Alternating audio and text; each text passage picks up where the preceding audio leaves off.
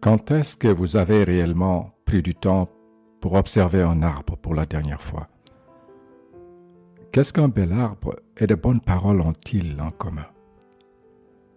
Allah répond à la deuxième question dans 3 magnifiques versets où il nous propose en parabole, nous disant qu'une bonne parole est pareille à un bel arbre dont la racine est ferme et la ramure s'élance dans le ciel. Un arbre qui donne ses fruits à tout instant.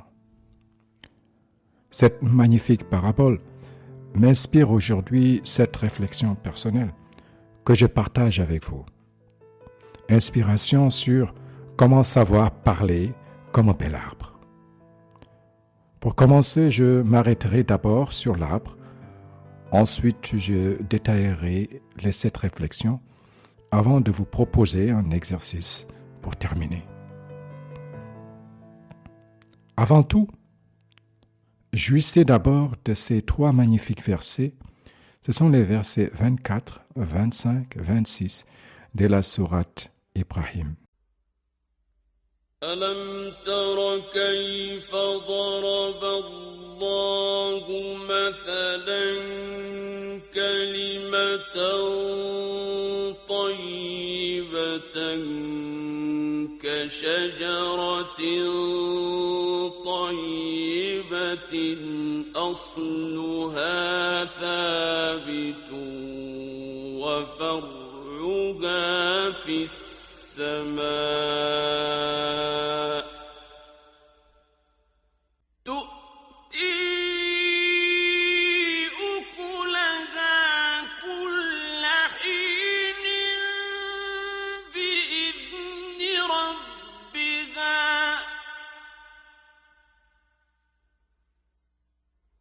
ويضرب الله الأمثال للناس لعلهم يتذكرون ومثل كلمة خبيثة كشجرة خبيثة اجتثت من فوق الأرض ما لها من قرار ألم تر كيف ضرب الله مثلا كلمة طيبة كشجرة طيبة أصلها ثابت وفرها في السماء تؤتي أكلها كل حين بإذن ربها ويضرب الله الأمثال للناس لعلهم يتذكرون ومثل كلمة خبيثة كشجرة خبيثة اجتثت من فوق الأرض ما لها من قرار ألم تر كيف ضرب الله مثلا N'as-tu pas vu comment Allah propose en parabole Kalimatan tayyibatan, une bonne parole pareille à un bel arbre, kashajaratin tayyibatin, asluha sabitun wa farruha fis samai. Un bel arbre dont la racine est ferme et la ramure s'élance dans le ciel. Et il continue pour dire Tu'ti ukulaha kulla hinin bi izni rabbiha. C'est un arbre qui donne à tout instant ses fruits. Bi izni rabbiha, par la grâce de son Seigneur. Il ne dit pas ici par la grâce de ton Seigneur, bi izni rabbika, mais il dit bi izni rabbiha. Il pointe vers l'arbre. Il est le Seigneur de l'arbre. Il pointe donc d'abord vers la particularité de l'arbre, vers l'univers des arbres. Et il continue وَيَضْرِبُ اللَّهُ الْأَمْثَالَ لِلنَّاسِ لَعَلَّهُمْ يَتَذَكَّرُونَ.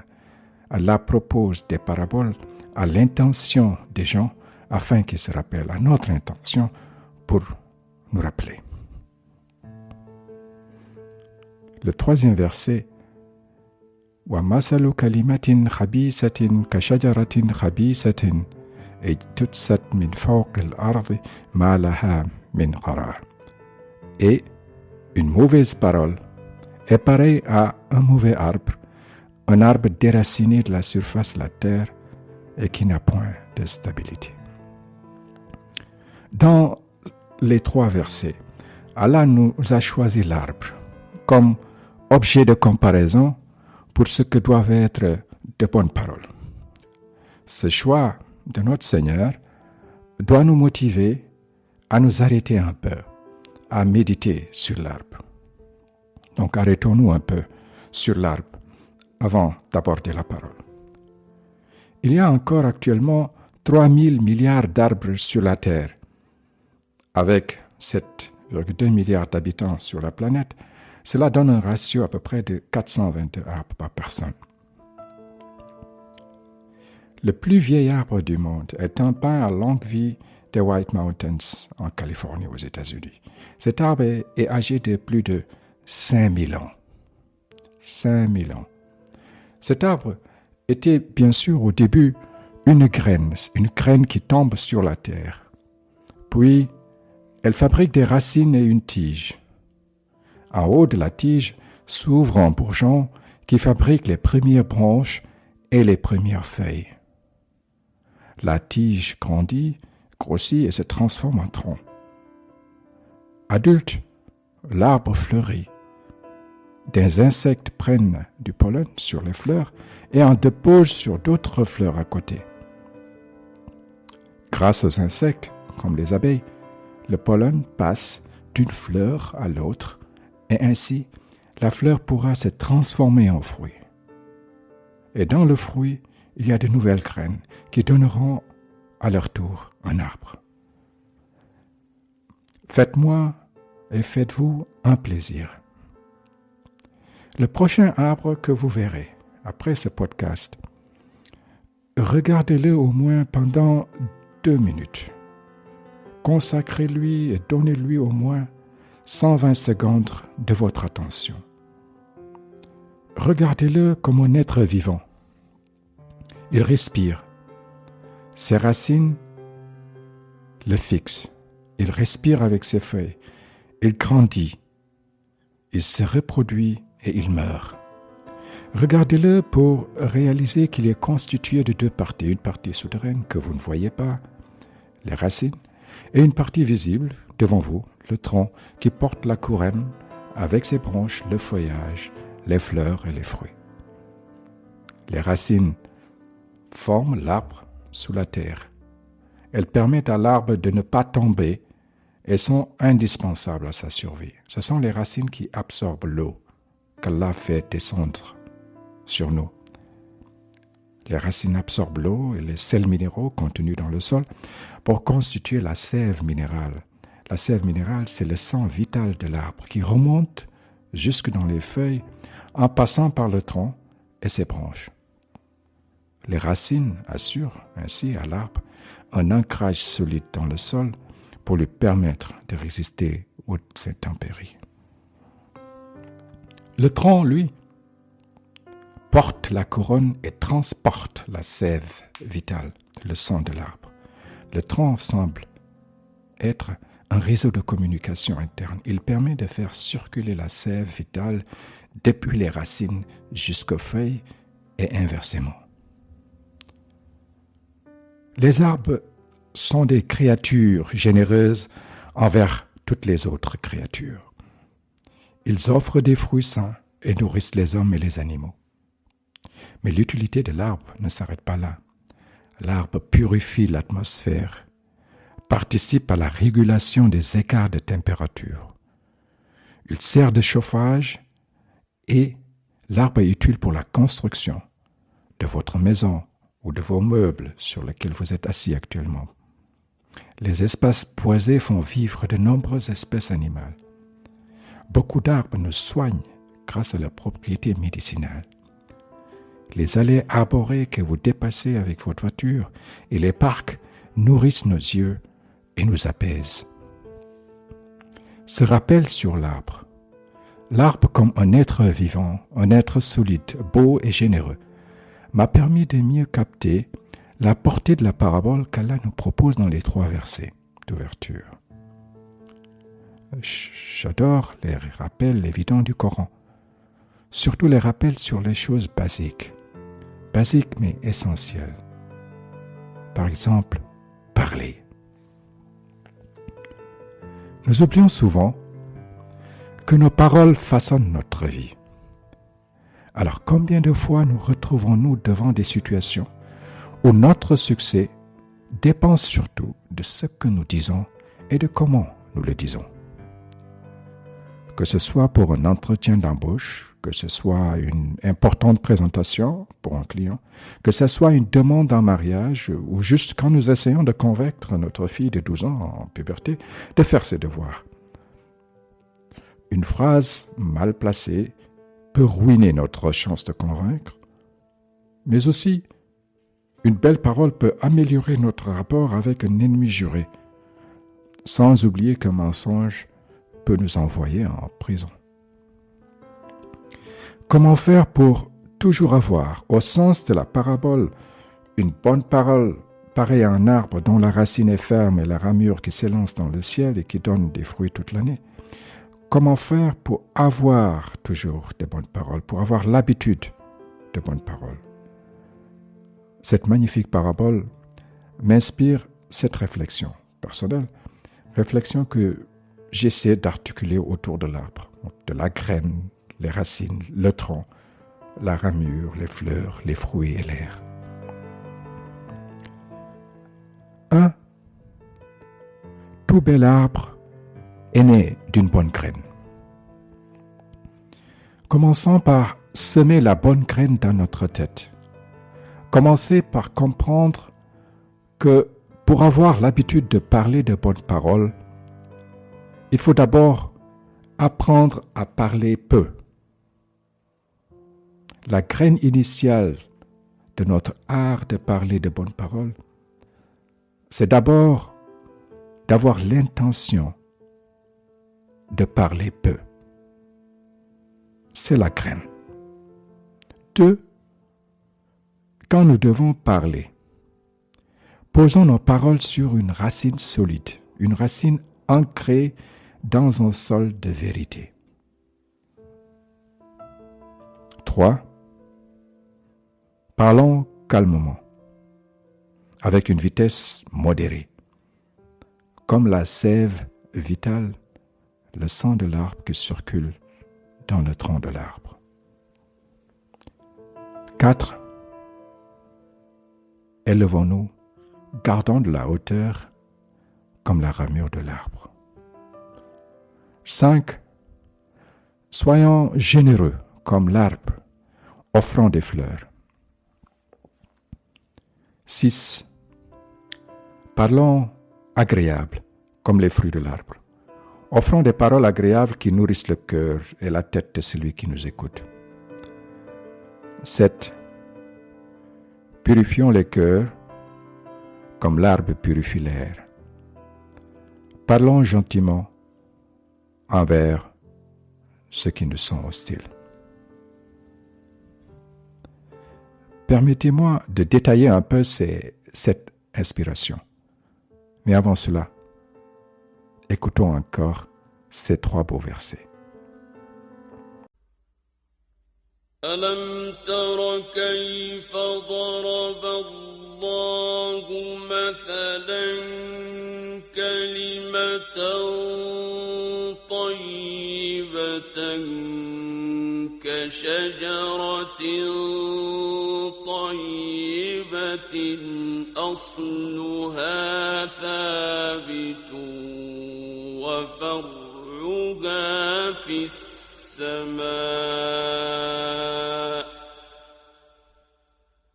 تؤتي أكلها كل حين بإذن ربها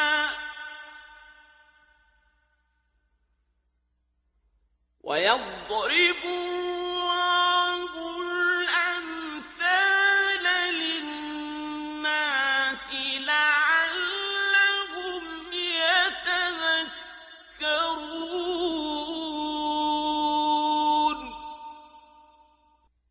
ومثل كلمة خبيثة كشجرة خبيثة اجتثت من فوق الأرض ما لها من قرار.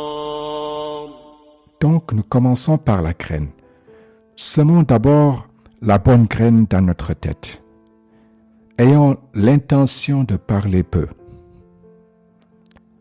Chacun de nous essaie de censurer sa langue de temps en temps.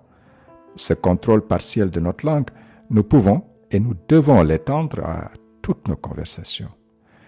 Essayons maintenant de contrôler beaucoup plus notre langue. Pour notre langue, le Ramadan doit durer 365 jours. Sur beaucoup de sujets de la vie, nous trouvons des proverbes qui illustrent équitablement les deux facettes, positives ou négatives, d'un sujet. Mais à propos de la parole, l'accent de la sagesse proverbiale est surtout penché en faveur du silence. Comme dans ce proverbe africain, pour rester dans le contexte de l'arbre, qui dit « L'arbre qui tombe fait plus de bruit que la forêt qui pousse. » Beaucoup d'autres exemples l'illustrent.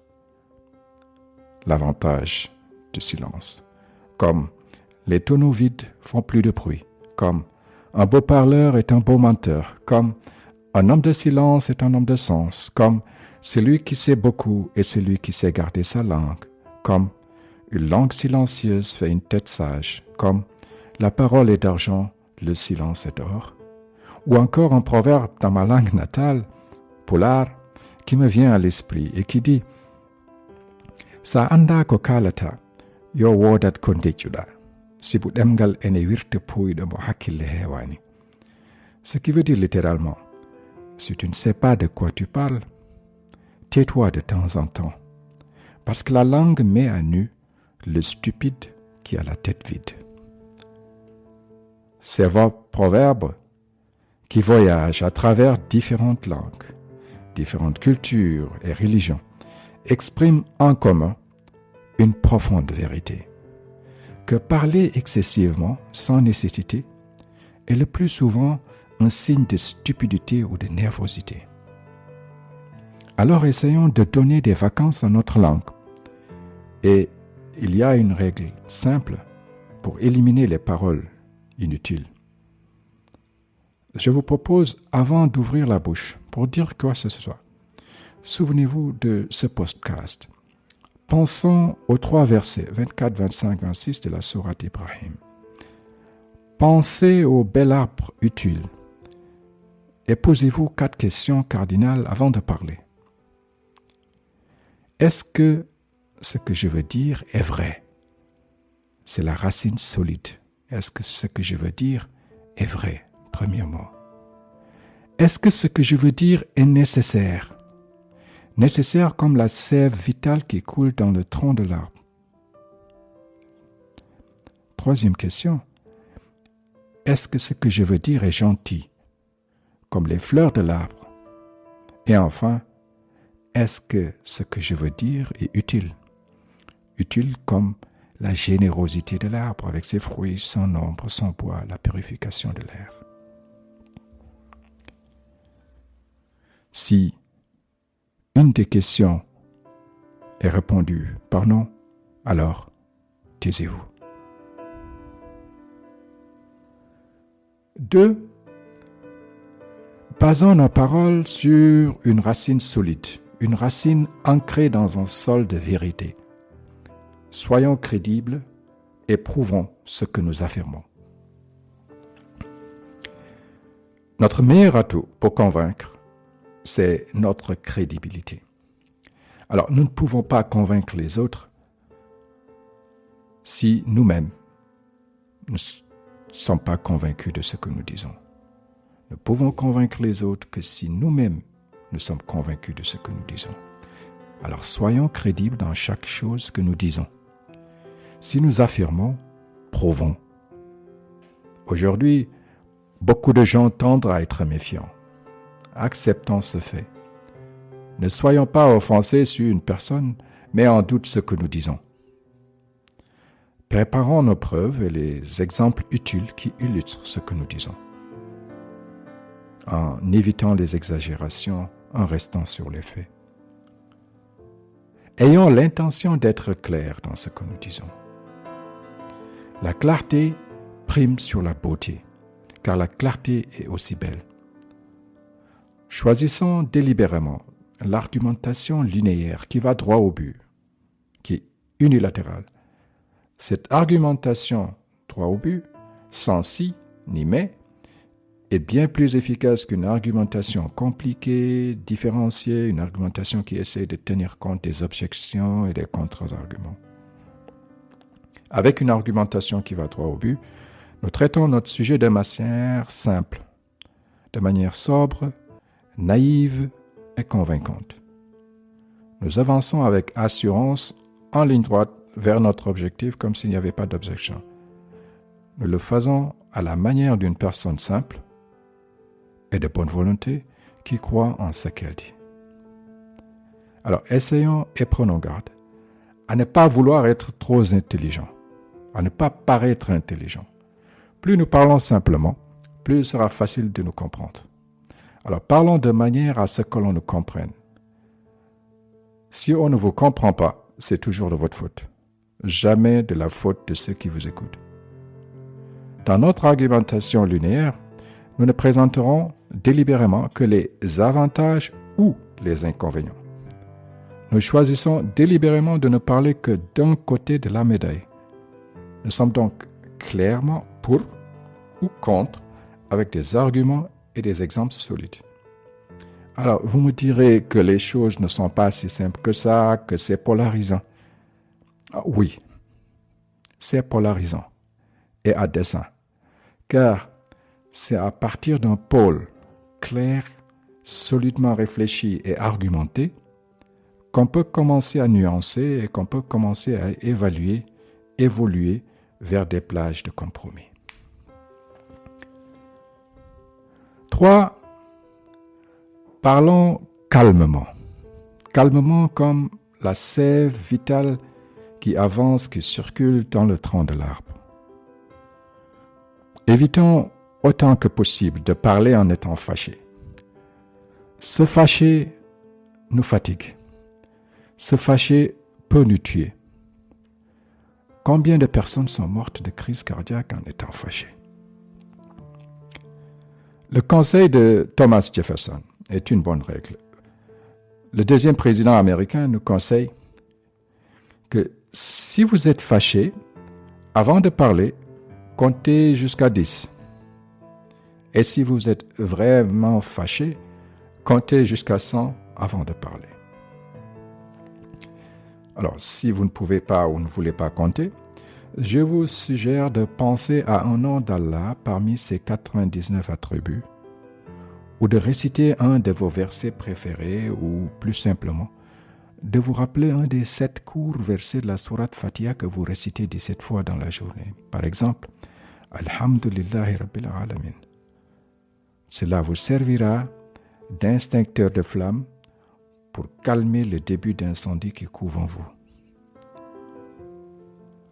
Parler calmement sans crier est important, comme nous l'enseigne Allah dans le verset de la sourate Luqman, le verset 19, où il dit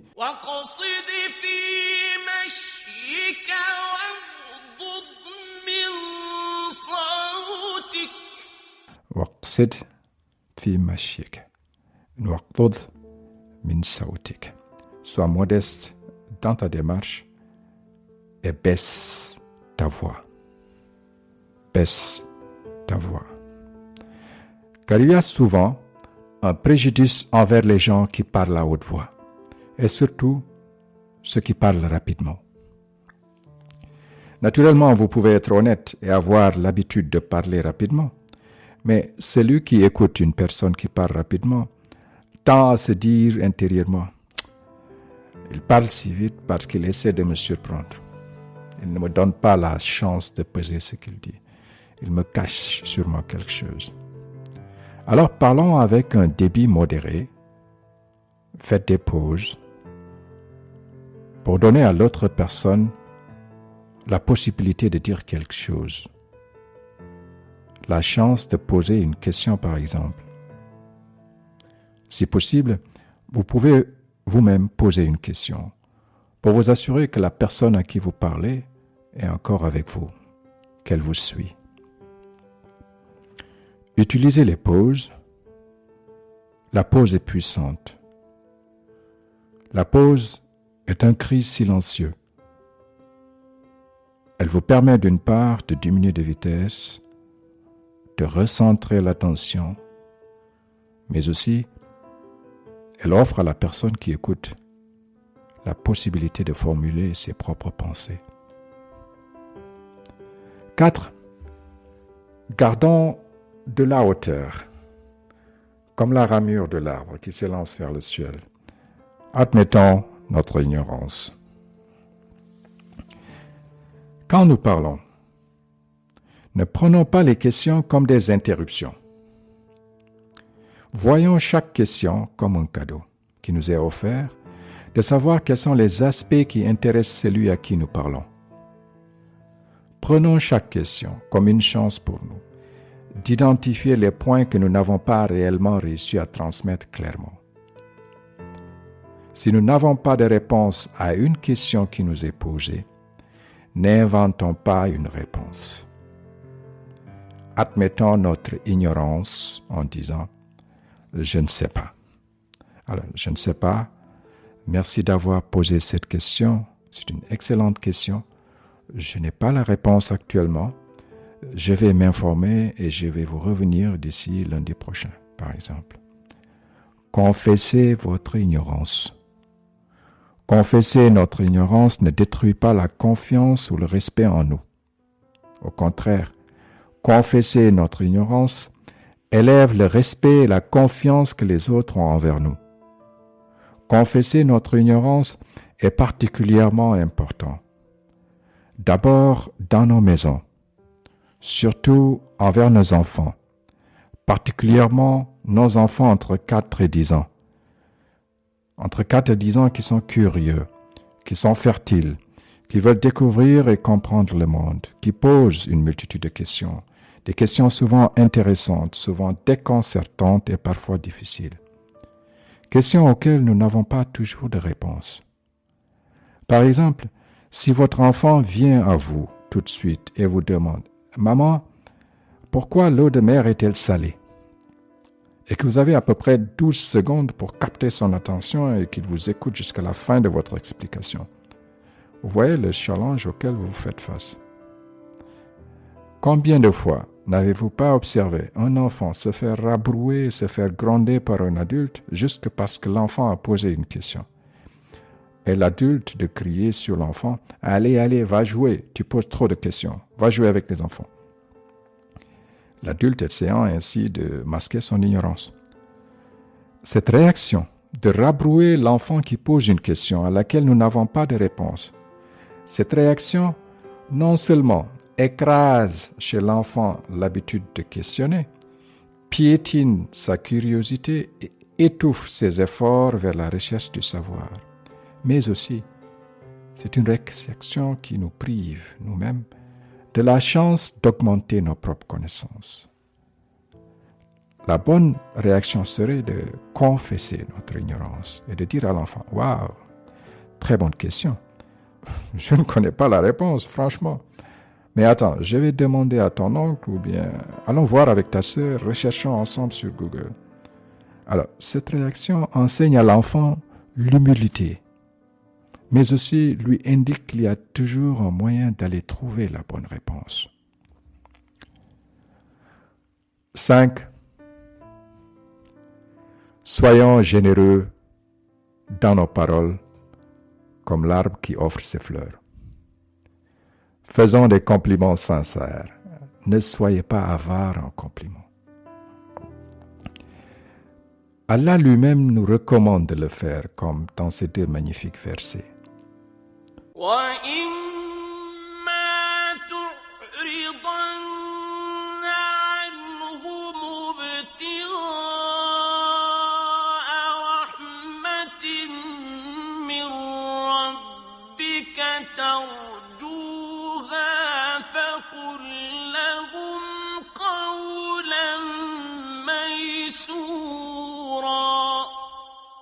où il dit « فَقُلْ لَهُمْ قَوْلًا مَيْشُورًا » Adresse-leur une parole bienveillante.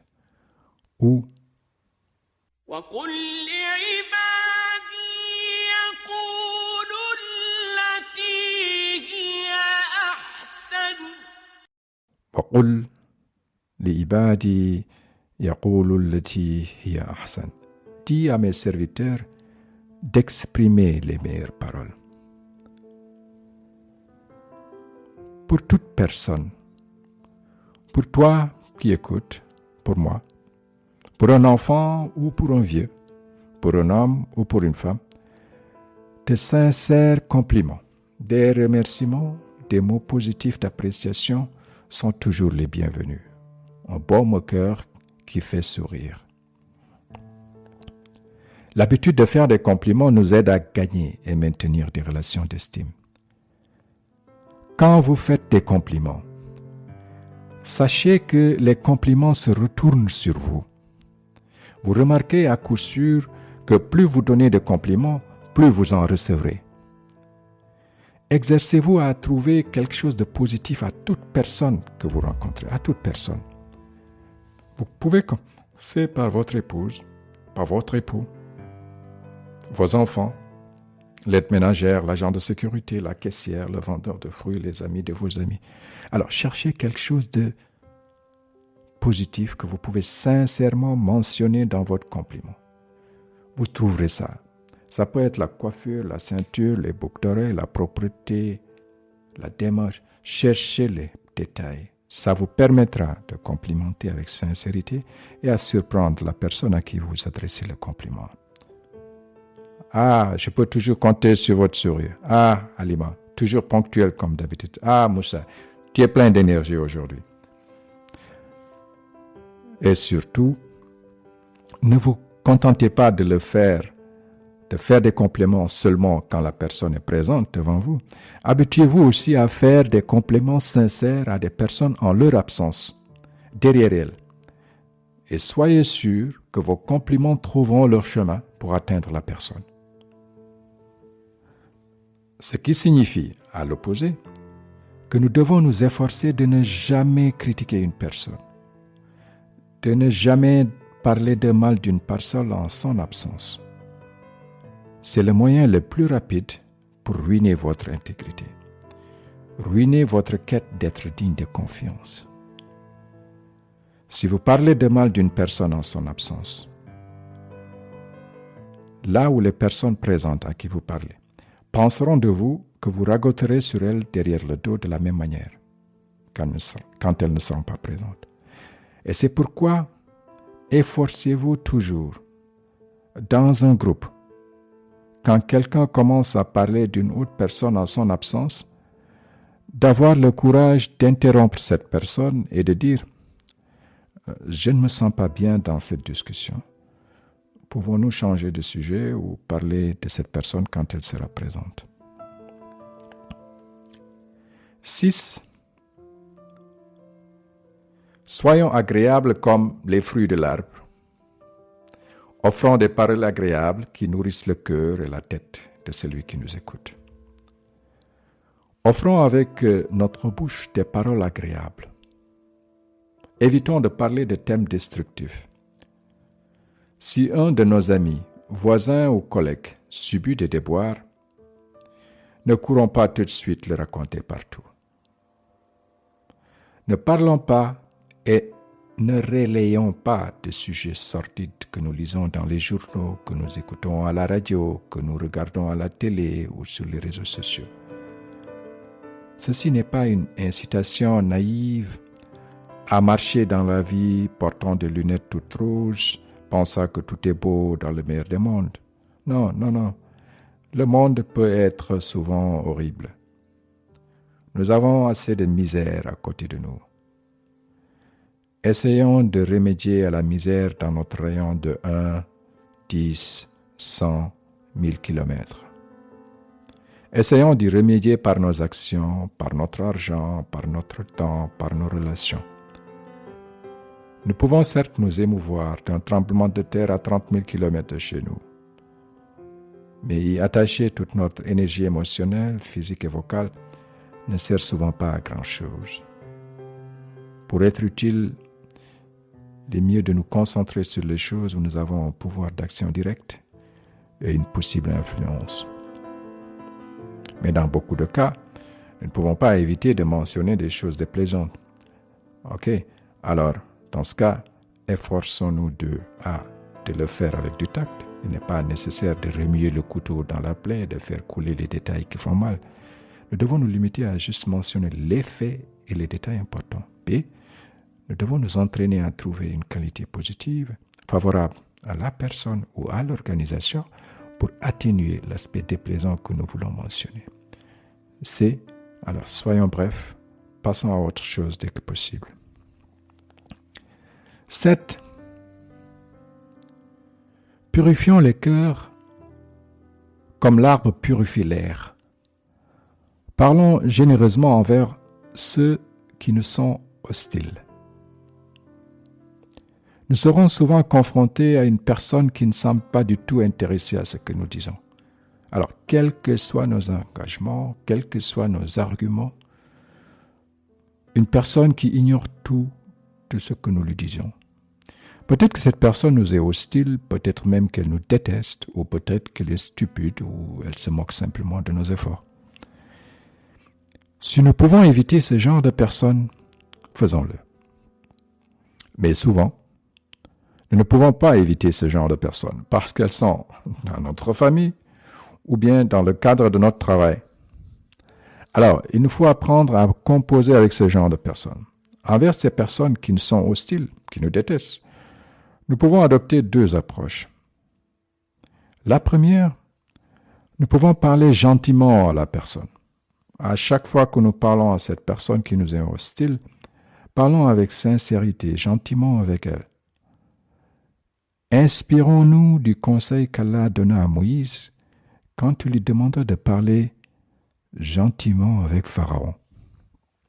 فقولا له قولا لينا لعله يتذكر أو يخشى. فقولا له قولا لينا. Alors, parlez-lui gentiment. Parle à Pharaon gentiment. Et pourtant, Pharaon était tout sauf gentil. N'est-ce pas lui qui égorgeait des bébés, abusait des filles et torturait son épouse? Si c'est à ce monstre qu'il faut parler doucement, alors comment parler aux autres? Sinon gentiment au moins. Deuxième approche envers ceux qui nous sont hostiles. Vous pouvez utiliser envers une personne qui vous est hostile un silence persuasif. C'est quoi un silence persuasif? C'est un silence qui consiste à influencer indirectement cette personne qui vous est hostile. En faisant quoi? Essayez de trouver 3 qualités positives de la personne. Cherchez. Et cherchez sincèrement. Il y a toujours quelque chose de bon dans chaque personne. Cherchez jusqu'à ce que vous trouviez 3 qualités positives de cette personne qui vous est hostile. B. Écrivez ces 3 qualités positives sur une feuille de papier. Écrivez. C. Pensez seulement à ces 3 qualités positives à chaque fois que vous pensez à cette personne qui vous semble hostile. D. Faites des compliments sincères à cette personne en son absence, en présence d'autres personnes, en mentionnant ces 3 qualités positives que vous avez choisies. E.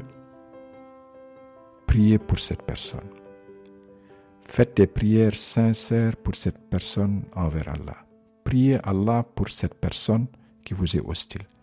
Priez pour elle en demandant à Allah de renforcer encore davantage ces 3 bonnes qualités pour cette personne. Ne dites rien à personne de ce que vous faites pour cette personne. Faites-le simplement. Observez les résultats au bout de 3 mois. Vous noterez graduellement des changements positifs dans le comportement de cette personne envers vous. Donnez-moi des nouvelles si vous le faites. Aujourd'hui, j'ai été plus long que d'habitude. Ces 3 versets, 24, 25, 26 de la sourate Ibrahim, avec cette parabole d'Allah disant qu'une bonne parole est pareille à un bel arbre dont la racine est ferme et la ramure s'élance dans le ciel, un arbre qui donne des fruits toute l'année. Ces 3 versets m'ont toujours fasciné. Aujourd'hui, je me suis d'abord attardé sur l'arbre. Ensuite, j'ai partagé avec vous cette humble inspiration sur comment faire pour toujours avoir des bonnes paroles au sens de la parabole. Permettez-moi, enfin, pour terminer, vous proposer l'exercice suivant. Observez vos paroles. Observez vos paroles pendant 1 heure, 2 fois par semaine. Placez une caméra de surveillance dans votre tête. Observez votre conversation pendant 1 heure. Préférablement durant les conversations quand vous êtes relax. Dans une situation de discussion avec des amis, avec des collègues ou en famille. Observez ce que vous dites et comment vous le dites. Essayez d'identifier chaque expression négative ou destructive qui vous vient à la bouche, avant que vous ne la prononciez. S'il vous arrive d'avoir exprimé un sujet négatif, ne vous blâmez pas. Faites une pause et pensez à une expression positive, généreuse comme l'arbre, que vous auriez pu dire à la place. Essayez au début de faire cet exercice 2 fois par semaine. Vous pouvez étendre l'exercice jusqu'à remarquer vous-même des améliorations dans votre façon de parler. Ces améliorations feront de vos paroles de bonnes paroles, des paroles vraies et utiles, semblables à un bel arbre, solidement enraciné, qui s'élance en hauteur et qui donne des fruits tout le temps. Si cet épisode sur savoir parler comme un bel arbre utile vous a plu, je pense que vous aimerez également 2 précédents épisodes, l'un portant sur l'écoute profonde et l'autre sur comment maîtriser nos pensées pour un cœur sain. Ces réflexions que je partage humblement ici sont les miennes. Elles sont ce que me parlent les versets. Je suis sûr que j'ai fait des erreurs. Ma compréhension est incomplète. Je vous demande d'être témoin, que je demande à Allah de pardonner mes erreurs. Si vous voulez enrichir cet épisode par vos questions, contributions ou commentaires, envoyez-moi un email à podcast@alluwal.com. ALUWAL.com.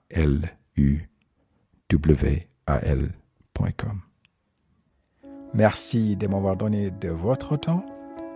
Retrouvez tous les épisodes de mon podcast Alluwal Coran sur Apple Podcast, Google Podcast, Deezer, Spotify. Partagez avec vos amis et abonnez-vous gratuitement. Visitez mon site alluwal.com. Je me réjouis de vos suggestions par email à podcast@alluwal.com. À la prochaine.